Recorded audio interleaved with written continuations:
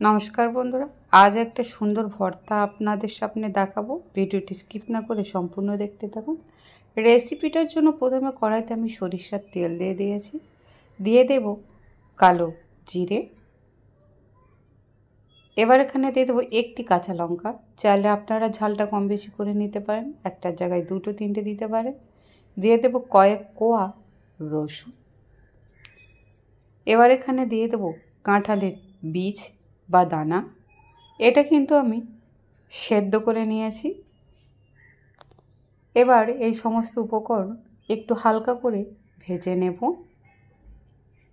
এবার এখানে দিয়ে দেবো সামান্য হলুদের গুঁড়া, আর এখানে অ্যাড করে দেব স্বাদ মতো নুন। আবারও একটু খুন্তি দিয়ে এটা আমি নাড়াচাড়া করে ফ্রাই করে নেব। এটা খুব ভালো করে ভাজা হয়ে গিয়েছে।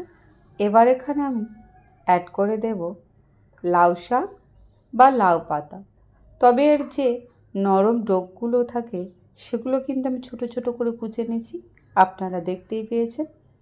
এবার এই সমস্ত উপকরণ খুব ভালো করে মিশিয়ে নেব, আর শাকটা আপনারা কম বেশি করে নিতে পারেন। এবার এইটা আমি ঢেকে দেব, তবে এখানে কোনো জল ব্যবহার করব না। ঢাকা খুলে দেখে নেব এটা কেমন হয়েছে।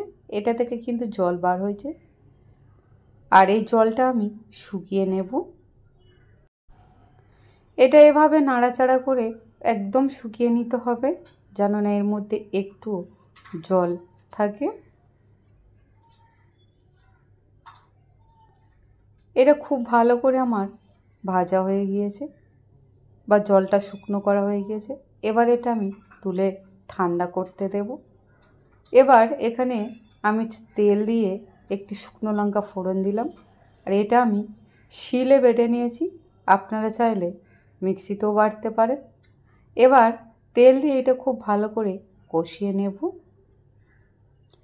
এইটা ভালো করে কষানো হয়ে গিয়েছে, এবার এইটা আমি নামিয়ে নেব। আর ঠিক কতটা লোভনীয় লাগছে দেখুন বন্ধুরা। আপনারা তো লাউ পাতার ভর্তা অনেক রকম দিয়ে বানিয়ে খেয়েছেন, একবার এই কাঁঠালের বীজ দিয়ে ভর্তা বানিয়ে খেয়ে দেখুন, আশা করছি খারাপ লাগবে না, ভীষণ ভালো খেতে লাগবে। রেসিপিটা কেমন হলো তা অবশ্যই কমেন্ট করে জানাবেন। ভালো লাগলে লাইক কমেন্ট শেয়ার করবেন। ধন্যবাদ।